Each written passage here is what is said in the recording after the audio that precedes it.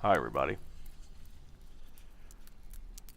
So, continuing to work on the elevators. Elevators? Ailerons. And mocking up the very first trailing edge. Trailing edge? Leading edge. You can see the counterweight of the steel tube inside. Now, it's kind of tricky the way that you have to put this thing together. Because you have to drill a lot of holes through that pipe. And they're not always in a very comfortable place to get to.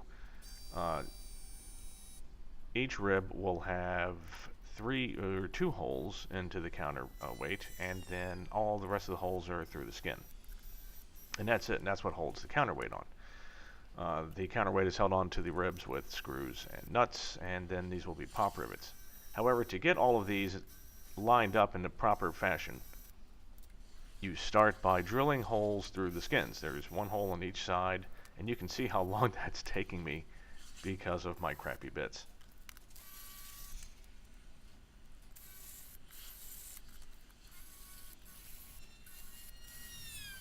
Still trying to get the first hole. And you can hear that poor drill's dying. Crappy steel bits do not go through stainless steel, because that's a stainless steel tube in there.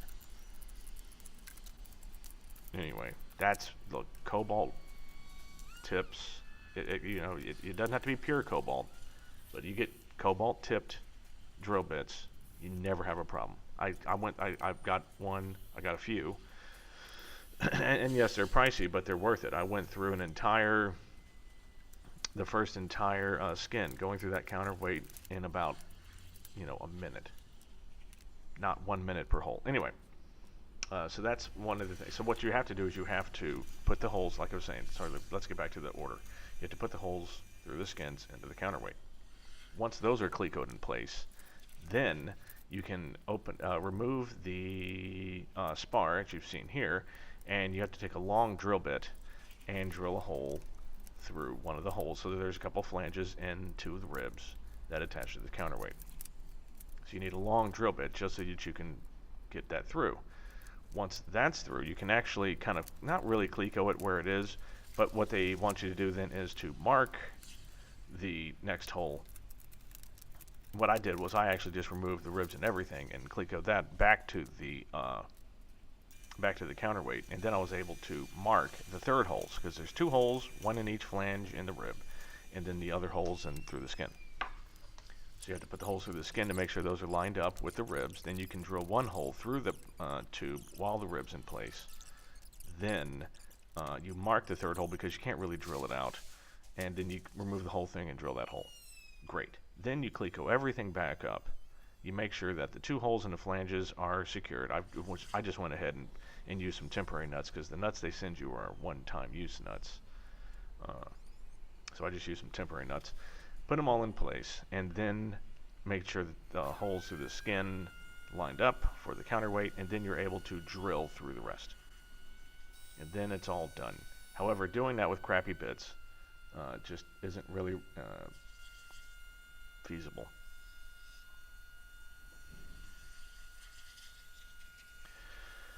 And I seem to have left the camera on. Geez, I'm really bad about that. So a few more notes about this while I apparently am not here.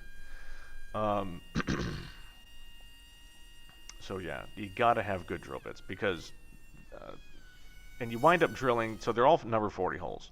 So you drill number 40 holes, and then for the flanges and the ribs, oh, I was pulling a plane in, that's why. So for the flanges and the ribs, you actually wind up drilling those to a 27, so that the screws would fit.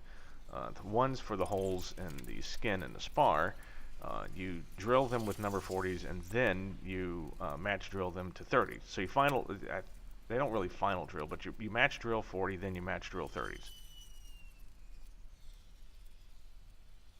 And then of course you take the entire thing apart so that you can deburr it. Plus you don't want any shavings, etc., etc.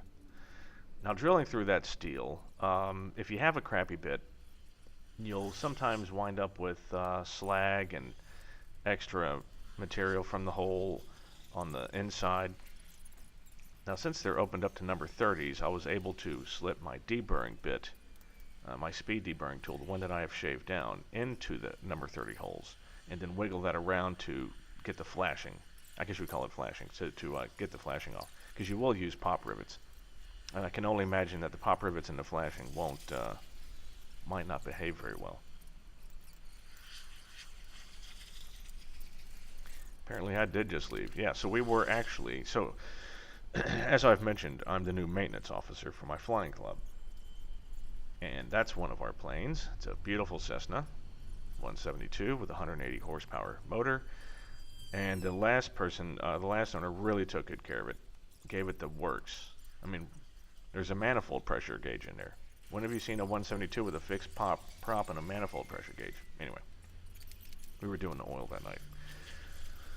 So we will continue, and it'll be more drilling woes into the steel, but you'll hear me complain about that later, so see you soon.